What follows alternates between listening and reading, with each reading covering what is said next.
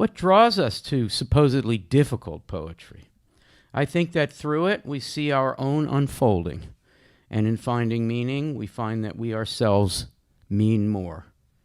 And to do so in community means the world. Thanks all for another season in this wonderful, puzzling light, quoting Ashbery, where the heart finds a home. And that's Matt Lutwin. Zoom office hours are quite an extraordinary blessing. I feel like I've gotten the opportunity to see a lot of familiar poems anew through the conversations that we've had. The way that ModPo extends from your practice, Al, is that you make us feel like you're always making a place for us before we even arrive. And you've infused that into ModPo. And ModPo makes people feel like we've all sort of been waiting for them to come into this community. And the way that we do that is through the TAs being welcoming and exciting, but also the folks that have been around sticking around and understanding how important that work is to make someone feel welcome and choosing to continue to do that. And it also takes new people continuing to make brave choices to be vulnerable with this whole poetry idea. So I'm closing my final word with Vijaya's thought.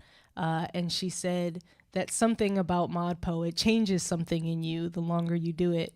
Your strengths are the focus. The poem has always been there. It will always be there. This is about my journey, my personal journey.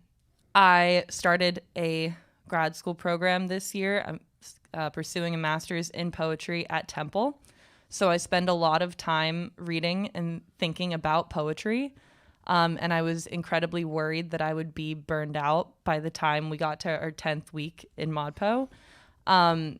And now I kind of feel like that worry was a little silly because it's difficult to be burnt out when you get to discuss your favorite thing in the world with people who are so generous and kind and excited to talk about it. So I want to say thank you to everyone, every person in the ModPo community who makes my belief in love and poetry stronger because of yours. I'm celebrating the fact that we're like an intimidatingly vast at a distance archive, and also every so often we're like a small group of people in a room. ModPo is open to everyone, and that included me. And I'm just wondering how many new or old poets have been encouraged through ModPo, probably countless. And I love how non-writers are also able to find a home in ModPo too. I'm really appreciative of the collective, slow attention that ModPo requires and fosters, which gets harder and harder to find elsewhere in the world. And observing my own modulating relationship to each of these poems over time just gives me so much pleasure. And I learn from it and everyone contributing to it so much. It could be that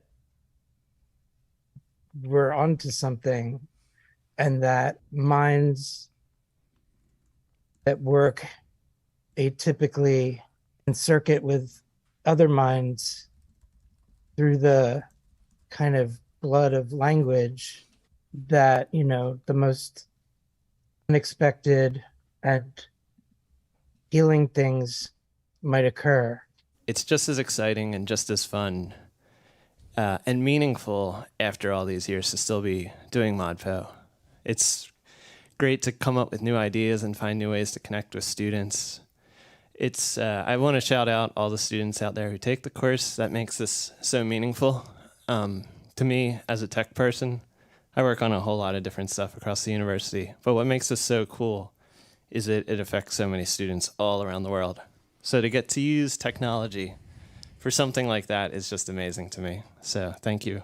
Paul, who wrote in the final words thread that the pace was a little fast for me, I just want to say it's a little bit fast for everyone, like for us too. And so another plug for Slowpo coming up, that will be announced really soon.